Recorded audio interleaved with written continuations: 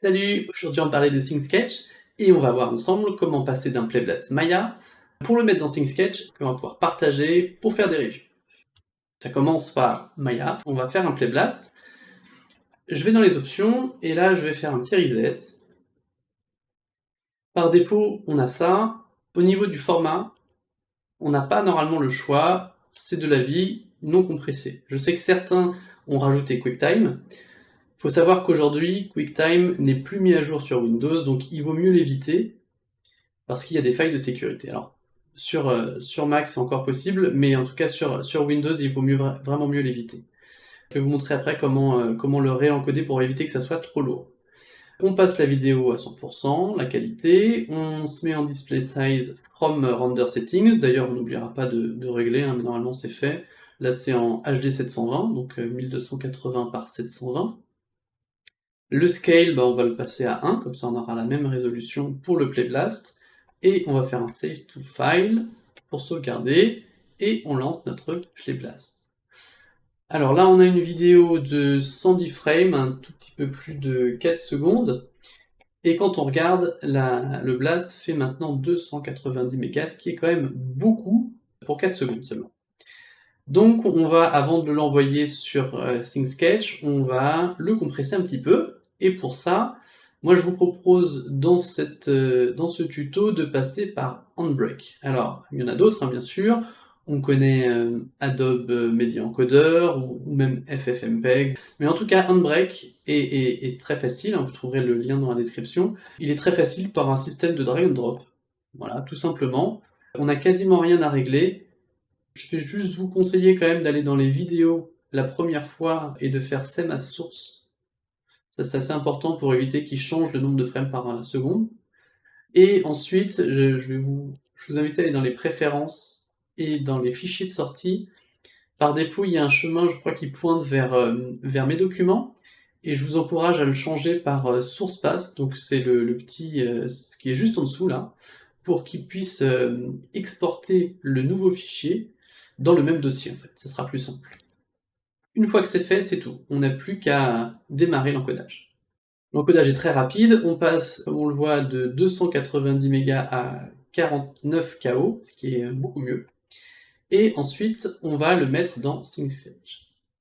Donc je vous passe un petit peu l'étape où on crée son profil, je vous laisserai faire pour ça, et quand on a créé son profil, on arrive dans un espace utilisateur assez nouveau qui correspond... Voilà, donc on arrive sur ça. Dans le cadre de cette démo, moi ce que je vous invite à faire déjà, c'est de changer le demo project. Voilà, vous allez l'appeler, si c'est pour, dans le cadre de ce site Animation Feedback, voilà, on va l'appeler Animation Feedback, très bien, et ici, il y aura l'ensemble de vos projets. Donc là, pour l'instant, il y a juste le projet qui est ici, là, voilà, et l'utilisateur qui est ici, on va pouvoir le changer, Workspace Setting, là on va marquer le nom, voilà. Donc là, on arrive dans un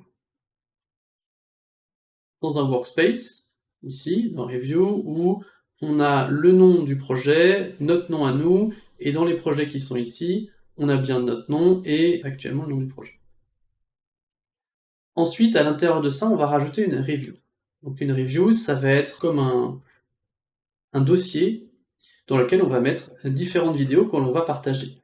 Donc là, pour le coup, comme c'était la balle qui rebondit, on va dire que c'est un dossier, on va dire, sur les basics, sur les bases, et on va juste simplement drag and drop notre fichier qu'on va mettre ici. SyncSketch a une version gratuite. Là, quand on ouvre un compte, c'est la version gratuite. Elle a quelques limitations. La première, c'est qu'on ne peut pas uploader plus de 20 fichiers par semaine.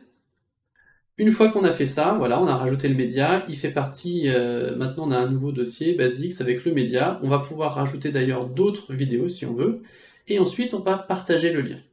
Quand on partage le lien, ici, ce qui est important, c'est que si on reste dans un cadre où j'envoie un lien juste à une personne qu'on ne veut pas intégrer à proprement parler au projet, il faut le considérer en external collaborateur.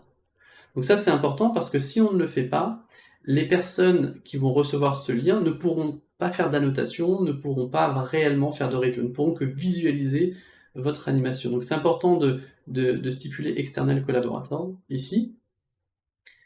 Et ensuite, d'ailleurs, quand on y clique ici, on peut copier directement le lien. Et ce lien, c'est ce lien qu'on va envoyer et partager, et c'est avec ça qu'on va pouvoir faire en sorte que les gens nous rejoignent sur la vidéo pour la regarder en même temps. Ce qu'il faut bien comprendre, c'est qu'en partageant ce lien, on partage tout le dossier basique. C'est-à-dire que s'il y a plusieurs vidéos, là je vais aller dans celle-là, en double-cliquant, si j'ai plusieurs vidéos, elles apparaîtront ici, d'accord? Tout ici. Donc on va pouvoir regarder une vidéo, mais aussi toutes les autres. Voilà, je pense qu'on a fait le tour de cette initiation à SingSketch. N'hésitez pas à suivre la chaîne, un petit pouce vers le haut, ça fait toujours plaisir et c'est utile. Et surtout, parlez-en autour de vous. Voilà, merci, à bientôt.